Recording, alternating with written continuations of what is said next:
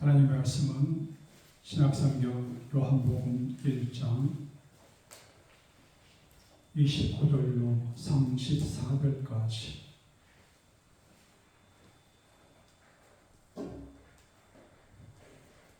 다 같이 합독하겠습니다. 이튿날 요한이 예수께서 자기에게 나아오심을 보고 이르되 보라, 세상 죄를 지고 가는 하나님의 어린 양이로다. 내가 전에 말하기를 내 뒤에 오는 사람이 있는데 나보다 앞선 것은 그가 나보다 먼저 계시니라 한 것이 이 사람을 가리킵니다. 나도 그를 알지 못하였으나 내가 와서 물로 세례를 베푸는 것은 그를 이스라엘에 나타내려 함이라 하니라. 요한이 또 증언하여 이르되 내가 보매 성령이 비둘기같이 하늘로부터 내려와서 그의 위에 머물렀더라. 나도 알지 못하였으나 나를 보내어 물로 세례를 베풀라 하신 그 이가 나에게 말씀하시되 성령이 내려서 누구 위에든지 머무는 것을 보거든 그가 곧 성령으로 세례를 베푸는 이인 줄 알라 하셨기에 내가 보고 그가 하나님의 아들이심을 증언하였노라 하니라. 오늘은 세례 요한 네 번째 시간입니다.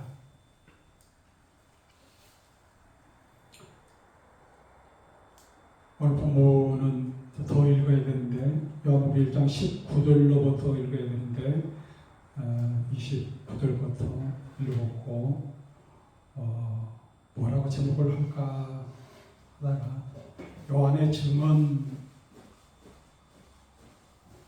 요한의 증거, 증언, 간증, 내가 본 것, 내가 들은 것을 말하는 거예요.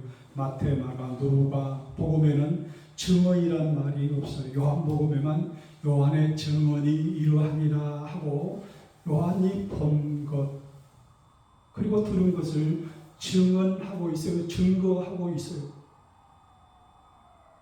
우리가 보통 교회에서 간증이라고 하면서 사람들이 나와서 간증 그 시간을 가져요.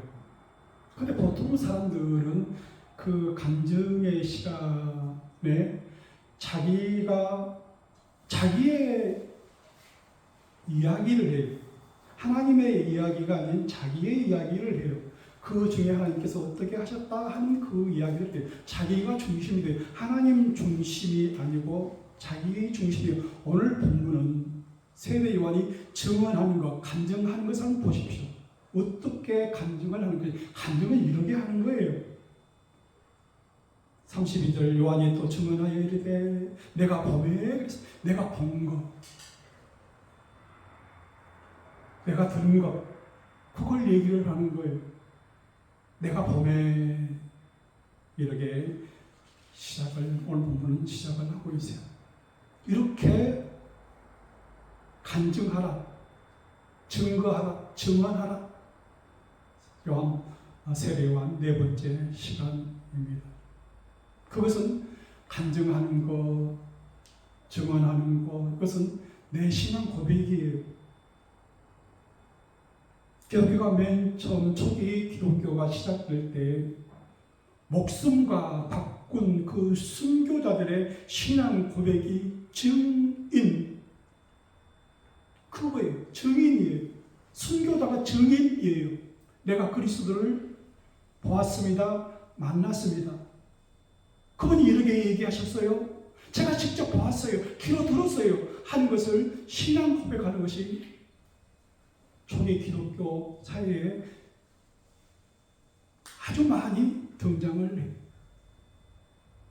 보통 큰 교회라든지 어떤 교회에서 시간을 정해서 부흥성회라는 그 제목하에 유명한 설교자들, 강사들 모여서 설교를 하고 그 지나간 다음, 그분이 지나간 다음에 그 교회에 남겨져 있는 그 분위기, 그분이 무엇을 하고 지나갔지, 무슨 말을 우리에게 남기고 지나갔지,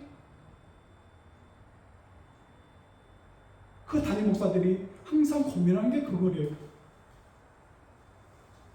남겨진 게 없어요. 왜요? 자기 이야기만 하고 지나갔어요. 그냥 내가 이렇게 살았노라, 이런 어려움이 있어서 어떻게 해서 이렇게 했느라 죽으려다 살아났다 하는 자기 이야기를 주로 한대요.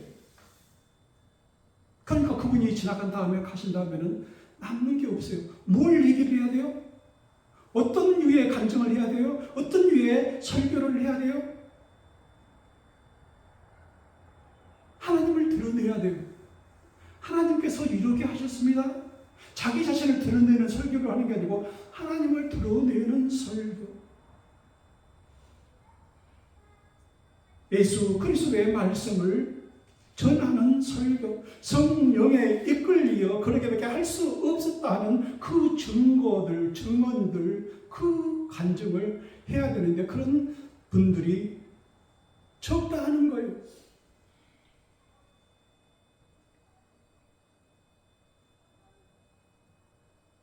프랑스 파리에 가면은 프랑스 파리 시내를 전부 다 내려다볼 수 있는 산이 있는데요. 140m밖에 안 돼요. 몽마르트. 순교자의 산이에요. 초대 프랑스 캐톨릭의 주교 그리고 그 부주교 그 두 분이 순교한 그 곳이 몽마르트 그 산에다가 그 두 분의 순교자를 묻었어요. 그 몽마르트예요. 근데 요즘 사람들은 거기 가서 프랑스 문화를 즐기고 내려다보고 학원에 순교자들의 무덤이 묻힌 것이 몽마르트예요. 내 입속에 넣어주신 것을 말하지 않을 수 없어서 내가 신앙 고백을 한 그걸로 인해서 내 목숨이 날아간 그 장소에 만약에 살려고 하면 침묵을 하면 돼요. 눈을 감으면 돼요. 피하면 돼요. 그러면 살아있어요. 얼마나 더 살까요?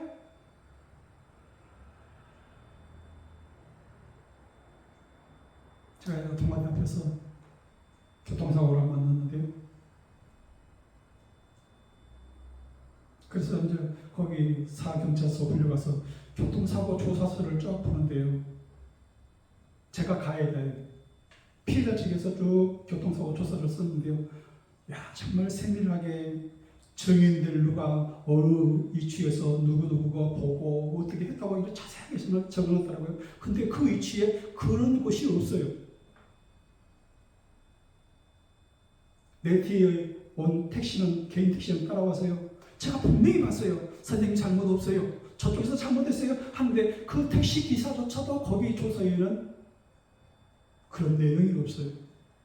아마 그 피해자가 그 피자집 오토바이였는데 아마 그 사장님이 전부 다 뒷돈 주고 일당 주고 전부 다 쓴 것 같아요. 우리가 증인이라는 그것이 돈으로 매수가 되고 진목이 되고 다 바뀌어버려요. 자세하게 이건 아닙니다 하고 할 수 있으나 제가 모든 것을 다 하겠다는 그런 마음이 있기 때문에 이런 방구도 않고 벌금되고 한 적이 있어요.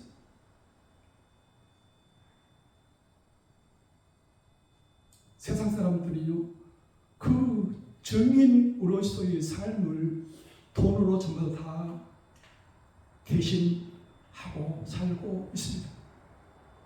오늘 세례 요한은 증언합니다. 자기가 본 것을 증언합니다. 내가 보매 하늘이 열리고 하늘이 열리면서 자기가 본 거예요. 요단강가에서 세례를 주는데 하늘이 열리고 그것을 본 거예요.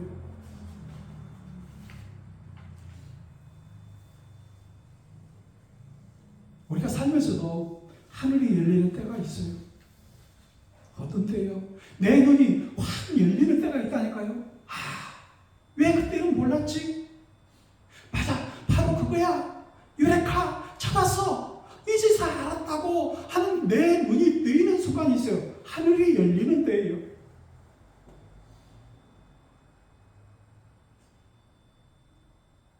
그런 것을 경험해 보신 적이 있습니까? 하늘이 열리는 그때 말입니다. 저는 여러 번 그것을 그래서 맞아 이제서 찾았어. 그 사람을, 그것을 내 눈을 뜨이게 하는 거예요. 열리게 하는 거예요. 하늘이 열려서 나에게 보여준 하나님은요, 그런 사람을 찾으세요. 찾았어. 하나님도 그 사람을 찾으시고 탕성을 치르시는 거예요. 내가 이 사람을 찾았어. 내 마음에 맞는 사람.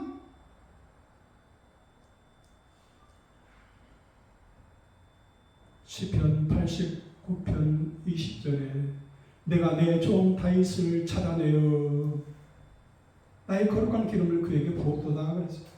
내가 내 종 다윗을 찾아냈다.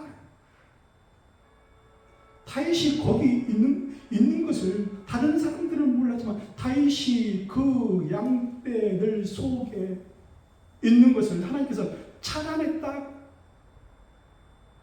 네가 거기 있었구나. 다른 사람은 모르지만 그 형제가 그 아버지조차도 그 막내 다윗을 찾아내지 못하고 들판에 내쫓다시피 해서 막내라서 할 수 없이 거기에 있었지만 하나님께서는 그 다윗을 찾아내었다. 찾아내서 이끌어내서 나의 거룩한 기름을 그에게 부었도다 이렇게 말씀하고 있어요. 하나님은 찾으세요. 그런 사람을 찾으세요. 맞아, 바로 너야. 내 마음에 맞는 사람. 그런 것들을 한번 경험해 보신 적이 있는지요? 여러분이 살면서 내 눈이 확 뜨이는 거, 그 전에 몰랐어요. 무심코 지나는 그 시간들 속에 그 전에는 몰랐는데 지금 보니까 거기에 있어. 김춘수 시인의 그 꽃이란 거기에 보면 그렇잖아요. 올라갈 때 못 본 꽃, 내려올 때 보았는 그 꽃, 그러지 않습니까? 올라갈 때는 몰랐어요. 내가 힘들게 살 때는 몰랐어요. 내려올 때, 거기 있었구나. 그 꽃. 세례요한은 이렇게 증언하라. 나와 같이 증언하라, 간증하라 말씀하세요. 나를 드러내는 것이 아니고 이것은 오로지 하나님이 하셨습니다. 하나님의 은혜였습니다. 이것이 나의 간증이요 이것이 나의 찬송일세. 하나님께서 하셨습니다. 하나님의 은혜였습니다. 이것이 나의 간증이에요.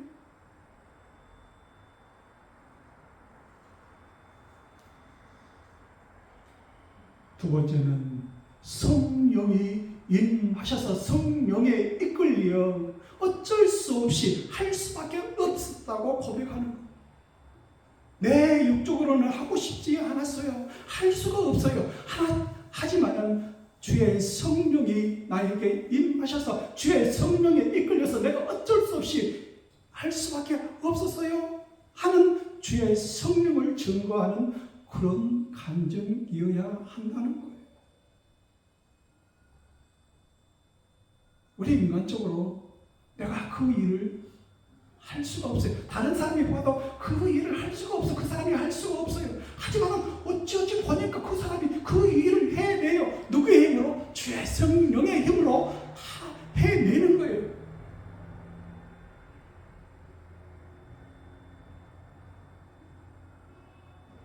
하늘의 소리를 듣잖아요. 너밖에 없어. 그 사람을 감당하기는 너밖에 없어. 그래서 내가 너에게 부탁한다 말씀하시는 거예요. 하늘의 소리를 누가 듣는 거예요? 내가 듣는 거예요.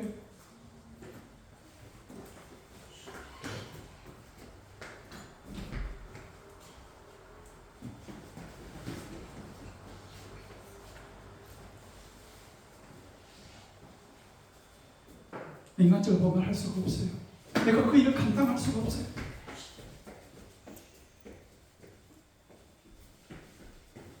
하지만은 주의 성령이 임하셔서 주의 성령이 이끌려 내가 그 일을 감당하는 거예요. 요한은 증언합니다. 내가 보았습니다. 내가 보매 성령이 비둘기같이 하늘로부터 내려와서 그 위에 머물렀더라. 내가 봤어요. 세례를 주는데요, 성령이 비둘기같이 하늘로부터 내려와서 예수 그리스도 위에 머물러 있는 것을 내가 보았어요.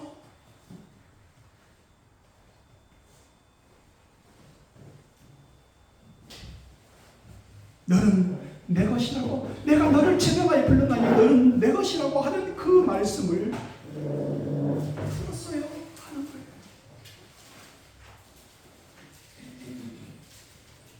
마태복음 3장 17절 하늘부터 소리가 있어 말씀하시되 이는 내 사랑하는 아들이요 내 기뻐하는 자라 너는 내 것이라 말씀하는 그 소리를 들었어. 그래서 그 들은 것을 이렇게 말씀하는 거예요. 하늘로부터 소리가 있었는데 그 소리가 무슨 말씀이에요? 내 아들이다. 내가 기뻐하는 자다.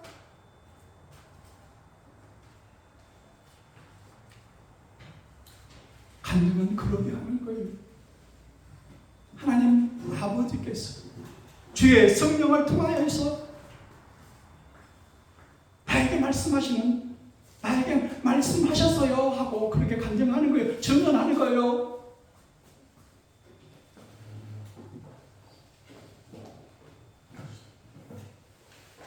오늘날 우리 삶의 현장에서 하늘이 열리는 시간, 그 장소가 있어요. 하늘에 소리가 있는 곳이 있다 하는 거예요. 하늘에 소리가 들려주는 곳이 있다 하는 거예요. 하나님의 성령이 임하시는 곳이 있다 하는 거예요. 거기가 어딜까? 그 시간대가 어딜까? 교회일까?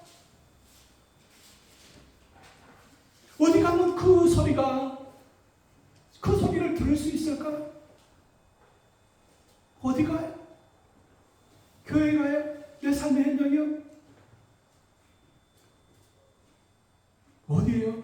광야예요, 광야.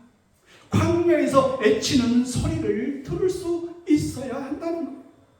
거기에 하늘이 열립니다. 하늘에 소리가 있습니다. 하나님의 성령이 임하시는 곳이 어디예요? 광야예요. 삶의 현장이라는 거예요. 우리를 광야로 불러내셨어요. 교회로 불러내신 게 아니에요. 광야로 불러내신 거예요. 사람들이 죽을 뚱살뚱 일하는 삶의 현장으로 불러내신 거예요. 그 광야에 사는 사람들을 만나게 하셨습니다. 그분들의 소리를 한번 들어보십시오. 광야에서 외치는 그들의 소리를 한번 들어보라는 거예요. 되는 일이 없어요. 세상에 어찌 이런 일이 나에게만 있습니까? 세상에 어찌 이런 사람들을 저는 만나야 합니까? 그 탄식 소리, 한숨 소리, 신음 소리 나는 곳이 어디예요? 광야예요.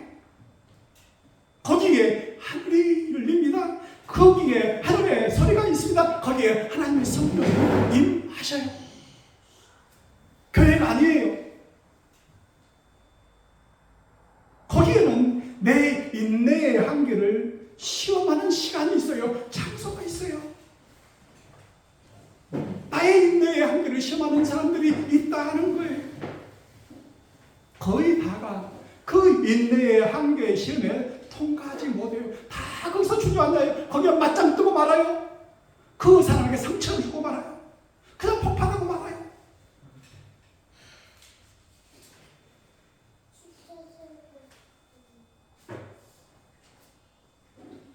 하늘이 열리고 하나님의 성령의 비둘기같이 내리는 그 곳, 광야입니다. 하늘로부터 소리가 있어 우리에게 들려주십니다. 내 사랑하는 아들, 내 기뻐하는 자, 내가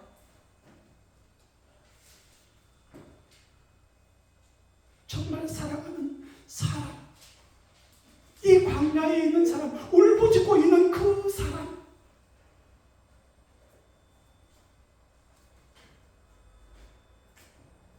성령이 비둘기같이 그분 위에, 그 사람 위에 내려오심을 볼 수 있는 장소가 광야, 우리의 삶의 현장입니다. 거기서 있지는 사람들, 울부짖는 사람들, 탄식하는 사람들, 한숨 쉬어가는 그 사람들의 소리에 귀 기울이는 여러분 되시기를 바랍니다. 그 광야에 가면요, 소년이 온다 하는 그 소년도 만날 수 있고요, 작별하지 않는다 하는 그 곳에 가면 그 고통 속에 사는 사람들을 만날 수가 있어요.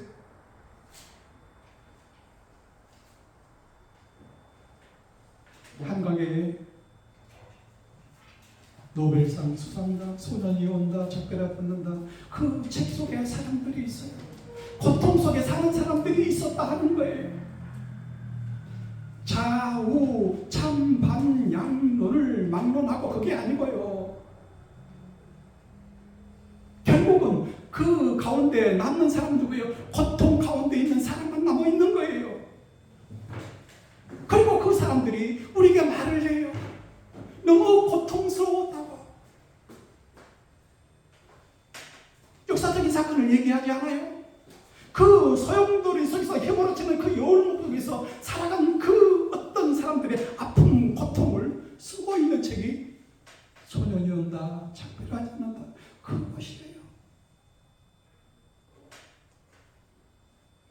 고통당하는 사람들, 불쌍한 사람들, 실험하는 사람들, 탄식하는 그 사람들, 우리 되어서 그 사람들의 마음으로, 그 사람들의 마음이 되어서 글을 쓰는 그 고통의 시간들 속에서 나온 책들이 그 책이라 하는 거예요. 그 사람이 되어서, 내가 그 고통당하는 사람이 되어서 글을 쓰는 거예요. 작별하지 않는다, 그 책은요 7년 동안 썼다고 그래요. 얼마나 고통스러웠는지요. 그 사람들과 책 속에서 만나는 것이요.